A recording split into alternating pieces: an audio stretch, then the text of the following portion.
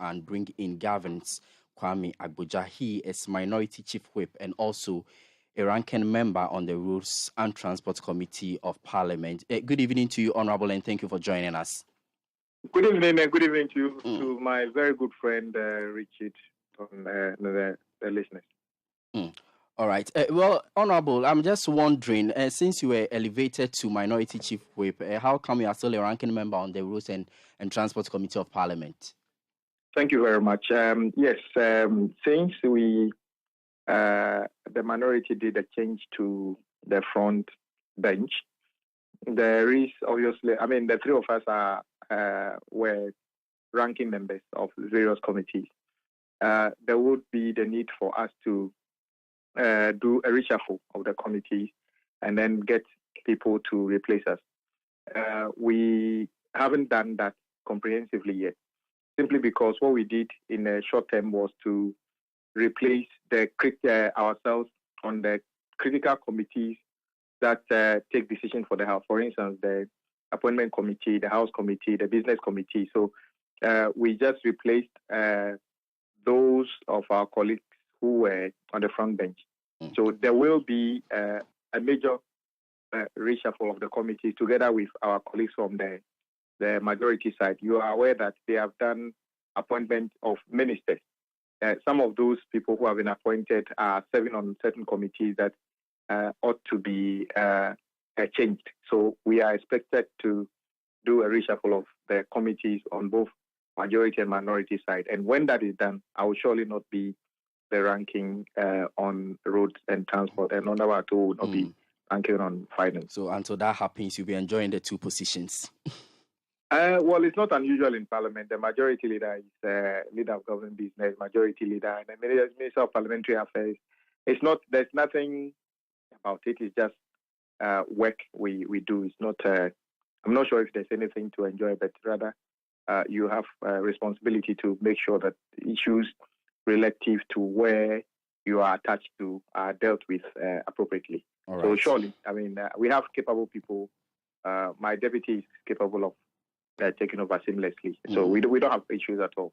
But as you know, it is not a decision I can take as a whip.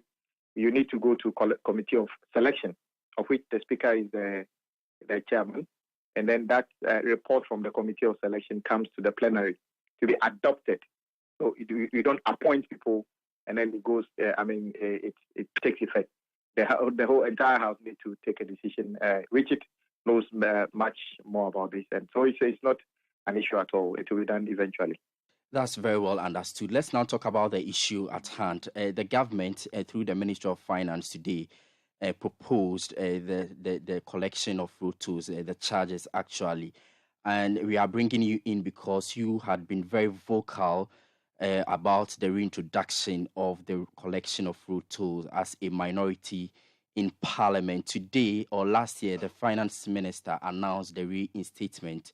But today, as we are learning the increments of the tolls, what really will you say about this particular increment that the Finance Ministry is proposing? Well, I think first of all, as a country, we all need to be asking ourselves whether when we elect people, whether members of Parliament or the executive into office, is it the case that they can do or take any decision irrespective of if it's obviously reckless. When the proposal came for the road tolls to be abolished, we obviously spoke against it, clearly saying that there's no justification. The Minister of Finance and the Road Ministry were of the view that in their words, we only get a paltry 72 million Ghana cedi annually out of that. And then the Finance Minister also said clearly that one of the reasons he's abolishing it is because he wanted to control pollution, because vehicles cause pollution. He also said that the only way he would bring the toll back is if we are able to build a new PPP road project, new project. None of the things are applied currently. As we speak, there is no PPP project that is currently ongoing, nearing completion. In fact, there's none going on, which we are going to toll. So I believe what he's proposing is to toll the existing roads as we find them. But the most important thing is this. That letter referring to is to the road ministry. I'm not even sure why the finance minister is even hazarding the mentioning of figures here. It is upon the road ministry to look at the situation and even advise on which roads we can toll and what the classification of the vehicles, which vehicles ought to be put in the particular category to attract a certain toll, as we call it. We haven't even gotten there, so I'm not sure why the finance ministry is pretending to have the mandate to determine what we charge. But for us in the minority, the critical thing is this. We know the finance minister consistently, under the Capping and Realignment Act, take money from Ghanaians, for instance, for roadworks, and give only a fraction of that money to the road ministry for roadworks. If you read Appendix, I think, B and C of the 2023 budget, you'll notice that the finance minister is projecting that the Ghanaians will pay about 2.4 billion Ghana cedi into the road fund in 2023. If you go to Appendix C, 3C, you will see that he is only going to spend 1 billion out of the 1.4 billion on road-related work. So you take money, 2.4 billion from Ghanaians to do road work, but you actually will give them only 1 billion. The only way the minority side would be interested in this discussion at all is to get an assurance that the road fund will be totally decapped, so that the numerous contractors who have worked and whose certificates are lying in the ministry and other agencies would have the ability to get their money paid to them so that they can go back to site and fix UNI's road and employ people. We are not going to be able to support government to bring their toll back if it is only going to give you 2.4 billion and then you pay 1 billion to for roadwork and use another 1 billion to the roadwork and then 1.4 billion maybe to pay for cathedral and other things. We shall not be part of this. So we make that one clear. So there's no blanket check for the finance minister to reintroduce road tolls. He would need to walk a very tight rope in Parliament to get the support of the minority to reintroduce is your the road point to suggest that until the road fund is capped, this particular reintroduction of the road tolls and its corresponding increments will mean nothing? Is that the point? No, we can't because we have constantly getting contractors. In fact, let me give you a sad story.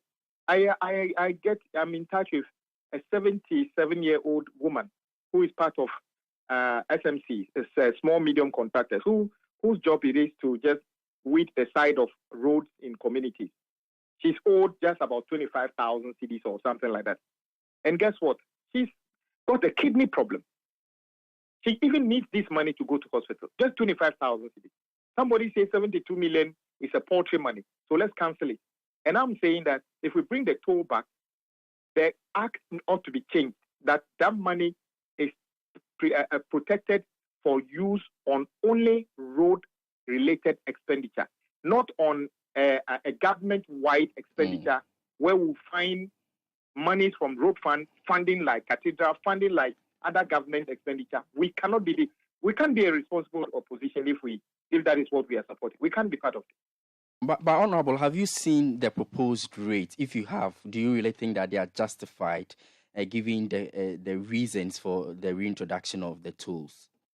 That is what I'm saying, that I'm not even sure why the finance minister is hazarding proposal of any fees at all. I believe the road ministry, after consultation, it might end up that some of the charges might even be higher than what he is proposing. Some might have to be lowered. But bottom line, there will have to be fairness and assurance to the public that whatever they pay will be used to do the things that matter to the people of this country. So, for instance, I've seen 4x4 vehicles, 1 cedi 50 pesos. The question you ask is, if that same vehicle was paying 1 cedi in the past, is it the case that you suspended the toll because you wanted to charge 50 pesos? That would have been quite a reckless decision. So let the finance ministry just make the decision that you want to reintroduce the road toll. Stay back, ask those who matter, the road ministry, to do everything. And let's do the reclassification of vehicles into the various categories and with the consultation with the public and other stakeholders, come up with rates that are fair, that can be collected, and that when the money is collected can be applied to activities on road to make our roads safer and better in communities around UNI. Well, maybe educate us at this point. If the government says that the collection of road tolls is going to happen on selected roads, what really does it mean, if you're able to educate us on this? Well, initially, they said on PPP roads. As you and I know, and Richard knows, there are no PPP roads project going on now. In fact, the PPP roads they've always mentioned in the budget are Accra Kumasi. Have you seen any contractor working on Accra Kumasi Road? Accra Cape Coast. Have you seen any contractor working on Accra Cape Coast Road? So it is just phantom. It doesn't exist. Tamamoto Way project, as you know, I've been having a running battle with the ministry saying that so-called contract with Motor Angel is not fit for purpose. In fact, as far as I'm concerned, that contract is dead more than 2 years ago. So the Accra Tamamoto also doesn't have any valid contract on that project. So we do not have any PPP project. So they will have to reclassify existing roads as we have it to charge tolls on. So whenever they bring the list of those roads, you and I will have that discussion, and then we take it from there. I sincerely believe Ghanaian motorists are not fundamentally against payment of road tolls. Their concern has always been that they are paying road tolls, and the roads on which they drive are in deplorable state. They want accountability of what they pay. Once we can prove to them that we collected your 2.4 billion Ghana cedi, and we applied 2.4 billion Ghana cedi to this number of roads of which you can clearly see improvement, Ghanaians will be satisfied with that. That is what has always been their concern. No one said cease the collection of road tolls. So we are waiting for government to identify those roads, and then we'll have the discussion. And so for you, the cessation of the collection of road toll was not worth it at all?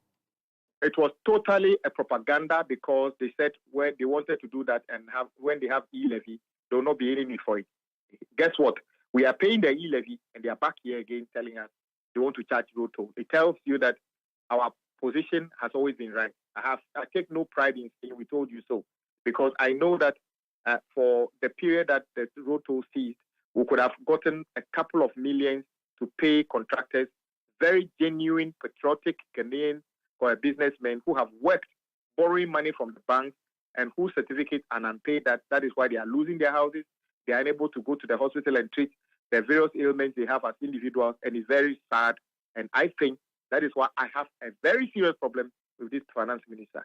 He's taking very reckless decisions that somebody should have been telling him, this is not what the Ghanaian public expect you to do simply because you are in government. You are supposed to use power very, very, in a very nice way, not in a very capricious way as he's been doing.